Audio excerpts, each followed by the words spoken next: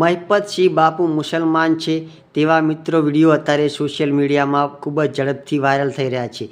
ત્યારે મિત્રો આ વિડીયોની સચ્ચાઈ શું છે મિત્રો આપણે આ વિડીયોમાં જાણવાના છીએ। ત્યારે મિત્રો એક ભાઈ આપણને જણાવે છે, ચાલો મિત્રો આપણે પૂરો વિડીયો જોવાનો છે। પરંતુ મિત્રો મહિપતસિંહ બાપુ મુસલમાન છે કે નથી તે વાતનું આવતું જ નથી આમાં કંઈ લેવાનું, કારણ કે મિત્રો તેઓ કાર્યો જે કરી રહ્યા છે તે ખૂબ જ સારા કરી રહ્યા છે, તેમાં નાત જાતને કોઈ લેવા દેવા આવતી જ નથી। તો મિત્રો તમે બાપુને સપોર્ટ કરો છો કે નથી કરતા એ કોમેન્ટ કરી નાખજો। ચાલો મિત્રો પહેલાં પૂરો વિડીયો જોઈ લઈએ કે આ ભાઈ શું કહેવા માગે છે। મહિપતસિંહ બાપુ વિશે બહુ મોટો પ્રશ્ન ઉપસ્થિત થયો છે। ઘણા બધા લોકો કહે છે કે મહિપતસિંહ બાપુ મુસ્લિમ છે કાં તો ગરાસિયા મુસ્લિમ છે।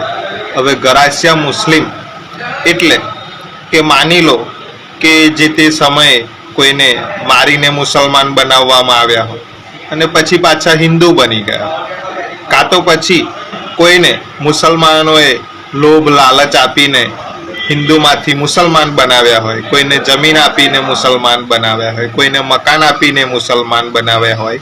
તો આવા ઘણા બધા કિસ્સાઓ છે અને પાછળથી લોકો પાછા હિન્દુ બની ગયા। હવે મહિપતસિંહ બાપુ છે એ તો એમના ગામના અને આજુબાજુ ગામના લોકો જે કંઈ માહિતી જાણતા હશે એ લોકો તો કહે છે કે મહિપતસિંહ બાપુ મુસ્લિમ ગરાસિયા છે। હવે પ્રશ્ન એ ઉપસ્થિત થાય કે સત્ય તો આપણે જાણતા નથી, કદાચ માની લો કે એમની મમ્મી મુસલમાન હોય એવું પણ બને, એ સત્ય ના પણ હોય, પણ મૂળ બાબત એ છે કે માણસ મુસ્લિમ હોય કે હિન્દુ હોય એનાથી શું ફેર પડવાનો। માણસ સારું કાર્ય કરી રહ્યો છે તો આપણે એને સાથ સહકાર આપવો જોઈએ, બિરદાવવા જોઈએ।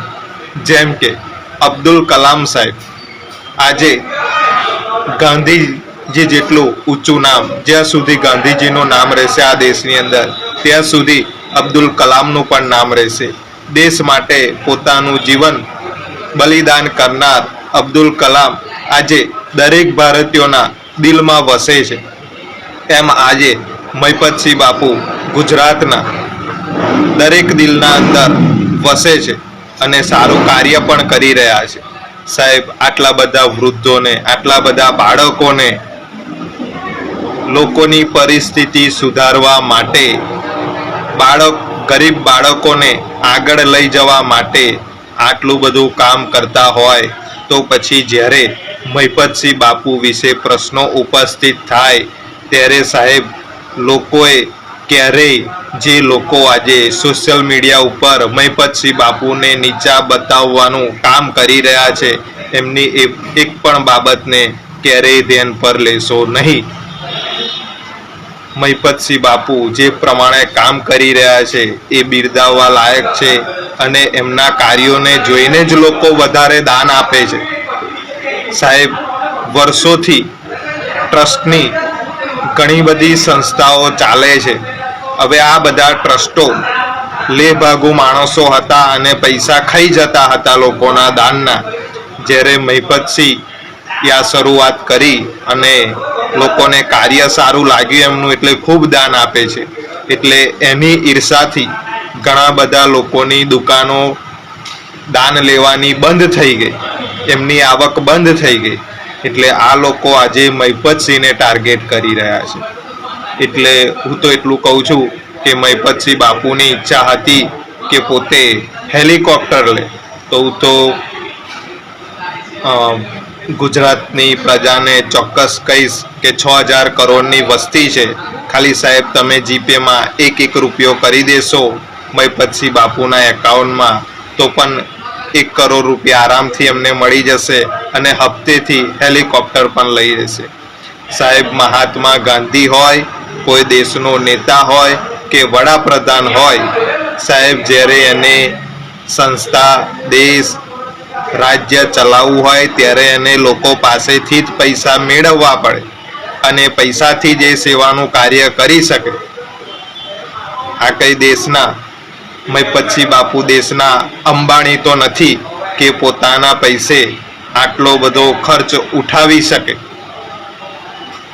એટલે મહિપતસિંહ બાપુ જે કાર્ય કરી રહ્યા છે તો કદાચ ટ્રસ્ટના પૈસામાંથી એ પેટ્રોલ પણ બારી શકે, એ ટ્રસ્ટના પૈસામાંથી સાધન લઈને ગમે ત્યાં ખર્ચો કરી શકે.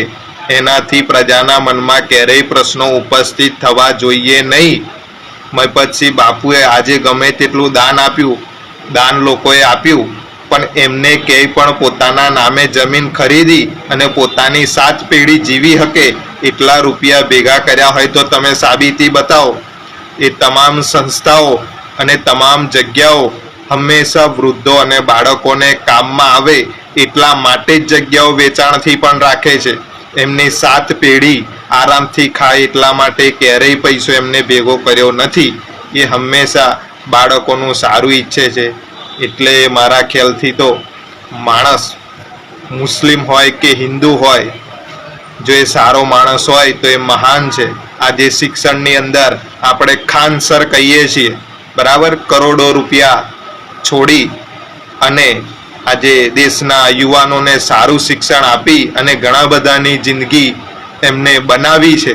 તો મહિપતસિંહનું પણ એક કામ એવું છે, એ ગમે તે જ્ઞાતિના હોય, લોકોની ભરાવણીમાં આવશો નહીં અને દાન કરવાનું ચૂકશો નહીં. જય માતાજી. તો મિત્રો આપણે આ વિડીયો પૂરો જોઈ લીધો. મિત્રો ભાઈએ બાપુ વિશે ખૂબ જ સારી જાણકારી આપી. નાત જાતના કોઈ જરૂર જ નથી મિત્રો, બાપુ કામ સારા કરે છે તે મિત્રો ખૂબ જ આવકાર્ય છે. તેના લીધે તેઓ આગામી સમયમાં મિત્રો હોસ્પિટલ પણ બનાવવાના છે મોટી, તેવું પણ મિત્રો જાણવામાં આવી રહ્યું છે કે તેઓ ગરીબને ફ્રીમાં ઈલાજ કરી આપશે અને ખૂબ જ મોટી હોસ્પિટલ બનાવવાના છે. ત્યારે મિત્રો તેનો વિરોધ થઈ રહ્યો હોય તેવું પણ ક્યાંક ને ક્યાંક લાગી રહ્યું છે કે હોસ્પિટલ ના બનાવે તેના માટે કંઈક ને કંઈક તો કરવામાં આવશે તેવું પણ મિત્રો આપણને લાગી રહ્યું છે. કારણ કે મિત્રો બાપુ જો હોસ્પિટલ બનાવશે તો ગરીબોની ત્યાં મફતમાં ઈલાજ થશે.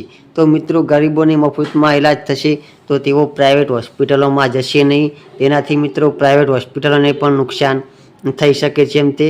તો મિત્રો કોઈ ઘણા માણસો એવું પણ કહી રહ્યા છે કે તેઓ હોસ્પિટલ બનાવવા જઈ રહ્યા છે ત્યારે તેમનો આ વિરોધ થઈ રહ્યો છે તેવું પણ મિત્રો જાણવામાં આવી રહ્યું છે.